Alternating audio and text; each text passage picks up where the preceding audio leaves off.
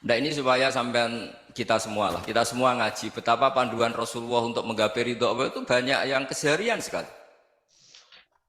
Saking kesehariannya banyak dalam hadis dan itu sahih. Nabi menyebut hal-hal yang keseharian. Hatta matas alu fi fimroatika. Kamu punya uang, kemudian istri kamu bisa makan, itu ibadah. Bahkan sebagian ibadah itu dicontohkan Nabi yang akhirnya diprotes sahabat. Yaitu wafi buti ahadikum sodakoh. Kamu menggauli istri kamu itu ya sodakoh. Sampai sahabat bilang yang benar ya Rasulullah. Ayati ahaduna syahwatahu wa huwa lahu ajrun. Masa urusan biologis, urusan syahwat kemudian dia dapat pahala.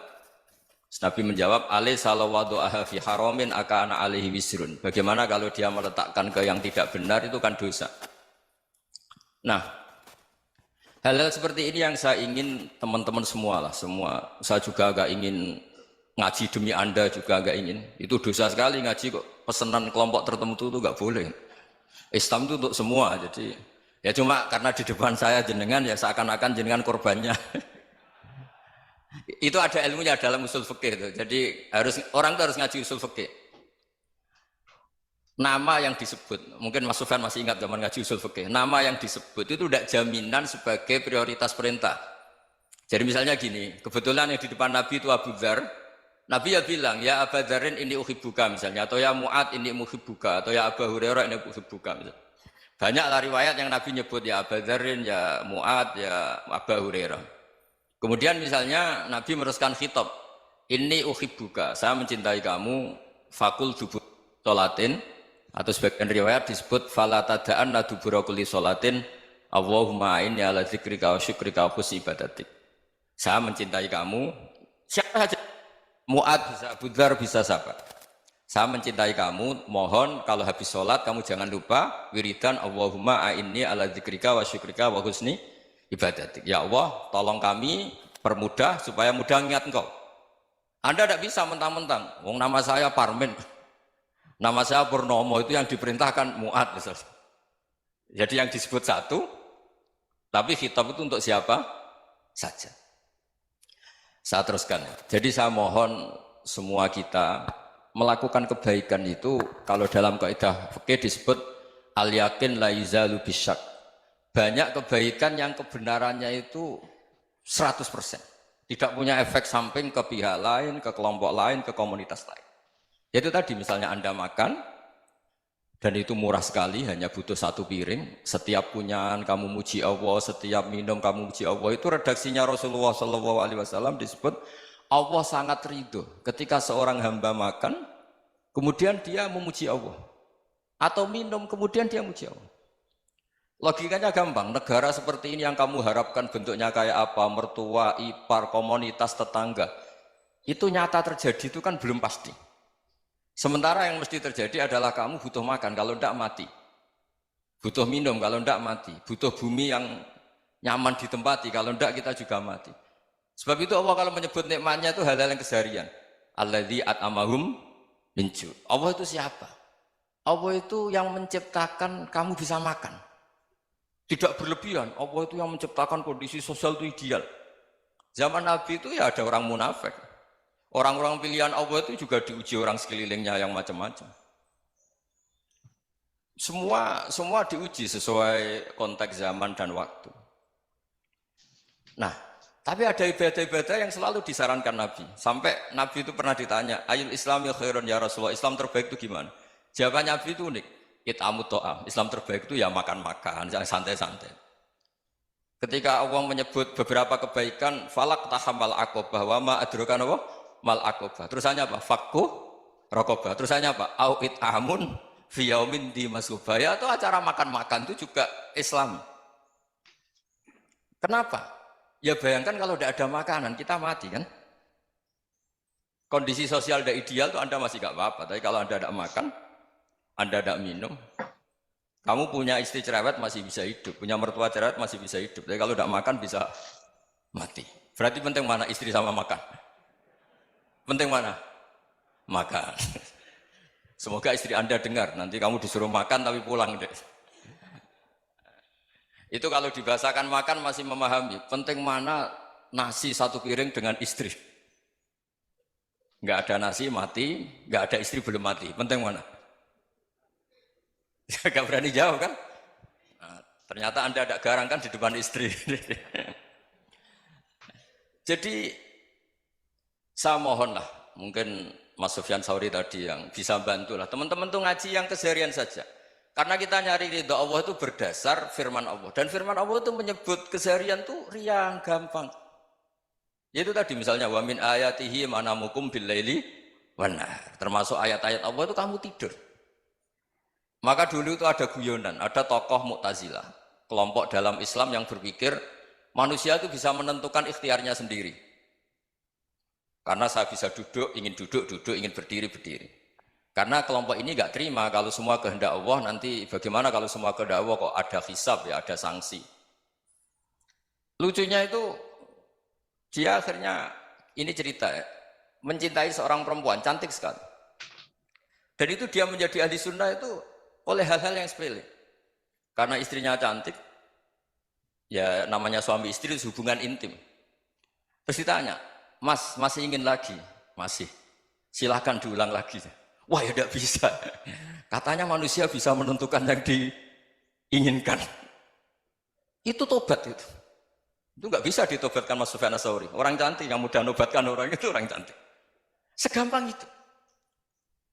Akhirnya kita tahu, makanya kalau dalam kitab Hikam itu disebut al-aqil mayyakul madza yaf'alu wa hubi wal ghafil mayyakul madza af'al.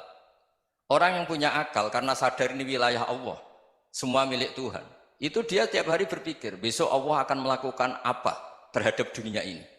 Kamu merencanakan suatu mau plesir, ternyata gempa. Mau wisata ke Rusia, ternyata perang. Kamu tidak pernah tahu apa yang akan terjadi besok. Wa ma tadri nafsum madza taksibu ghadan. Tapi anda semua kita ini sering punya jadwal permanen. Makanya saya kalau diundang siapa saja, sana takdir.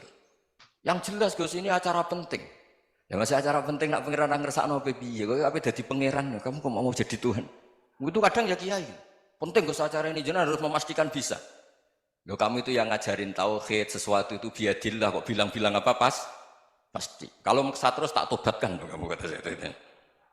Ya kalau gitu Gus bilang insya Allah. Wah itu hati saya, fisik saya, roh saya sudah bilang insya Allah. Tidak usah kamu latih kata saya. Nah hal-hal tauhid keseharian itu gampang sebetulnya. Wal ghafil yaqulu madza af'al. Tapi orang yang lupa Allah dia setiap hari bilang besok apa? Kita bisa melakukan apa? Seakan-akan dia itu aktor, dia penting, dia subjek permanen, dia. Padahal kita ini hanya objek kehendak Allah Subhanahu wa taala. Karena kita yakin sesuatu yang terjadi di alam raya ini kita tidak bisa apa-apa. Makanya saya sering ngaji, sering bilang saya, ketika Anda mensifati Allah, dia yang menghidupkan. Sudah itu tanamkan, sehingga ketika kita mati, santai saja. Kenapa santai? Allah punya cara menghidupkan kita. Zaman kita hidup juga gak tahu caranya ngelola jantung, ngelola paru-paru. Kamu juga gak tahu ngelola oksigen yang tidak beracun, tidak mengandung polusi. Tahu-tahu hidup. Gak ingin tua ya tahu-tahu tua, gak ingin mati tahu-tahu mati. Selama ini kita hidup juga gak tahu apa-apa sebetulnya. Hanya gaya tok, punya jadwal, punya planning. Kalau kamu bisa menentukan pilihan Anda, pasti Anda istrinya cantik, 4 neriman semua, kona'ah semua. Nyatanya enggak kan? Ada 1 jelek, cerewet. Oh itu kan, nyatanya enggak bisa apa-apa Anda kan? Dan kamu bawa mati lagi. Itu kan, istri Anda juga gitu, punya keinginan, punya suami yang ganteng, yang jabat, yang neriman, yang enggak poligami. Ya enggak kesampaian juga. Kalau kita ngitung tingkat kegagalan kita itu gagal terus. Ya kan? Nah, terus ingat Allah, madza yaf'alu wa hubi. Orang yang punya akal selalu berpikir Allah itu menghendaki apa terhadap saya. Lalu sama-sama orang melihat orang yang serius. Itu kata Anda itu pemikir berat, serius. Senang punya tokoh yang merengut tuh, karena kamu anggap serius. Tapi sebagian orang anggap orang yang serius itu wong merengut, wong masam, wong muka kok ditekuk. Jadi sama itu hati ya muqallibal qulub tsabbit qalbi ala dini, karena kita enggak tahu cara berpikir kita tentang orang lain, tentang sekeliling kita. Misalnya kita orang baik yang jenis ngrumat fakir miskin. Ada orang bangun masjid mewah itu janggal. Apa artinya masjid mewah kalau banyak orang kelaparan?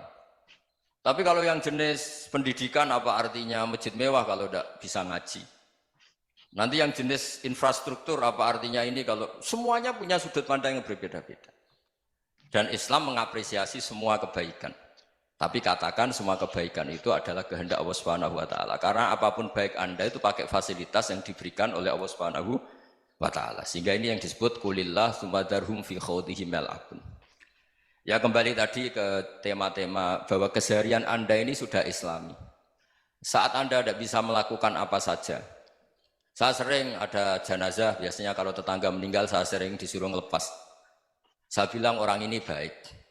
Karena sering ngelamun di rumah, sering nganggur di rumah. Ditanya sama anaknya, kenapa Gus nganggur baik? Ya kalau dia nganggur artinya juga agak berbuat sesuatu yang maksiat kan? Ya kan? Orang nganggur di rumahnya ya tidak bunuh orang, tidak maling, tidak korupsi, ya namanya nganggur di rumah. Lah cuma istri cara pandang nganggur gak menghasilkan uang itu. Tapi juga gak menghasilkan kriminal kan? Jadi sebenarnya Islam itu makanya kalau sampai ngaji usul fikih itu ada kitab usul fikih namanya Lubul Usul, itu terkenal sekali di pesantren itu. Itu kalau ngapresiasi keseharian itu luar biasa. Izma min mubahin illa wa yatahaqququ bihi tarku haramimma. Karena keseharian yang mubah saat Anda lakukan itu ada kehebatan yang luar biasa, yaitu meninggalkan haram. Makanya dulu banyak orang-orang alim ketemu temannya itu guyon sampai semalaman. Itu biasanya yang semangat Islam itu kiai kok tidak tahajud, kiai kok tidak witir. Orang yang sedang mapan uangnya banyak, malam itu tidak kelayaban itu sudah luar biasa.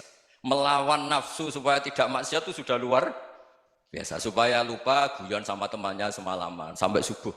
Gejolak-gejolokan kenang zaman miskin, zaman kuliah nggak jelas, zaman apa. Melihatnya jangan takut tahajud. Seperti ini meninggalkan tahajud, tapi meninggalnya ini talkul muharramat. Jadi kayak apa hebatnya? Sehingga Imam Ghazali punya riwayat yang agak unik. Hatta takuna ibadatu akhiri hadil ummah iku an-naum. Sehingga suatu saat ibadah terbaik umat ini itu tidur. Itu kan riwayat kontroversi. Ketika Imam Ghazali ditanya, kenapa iya?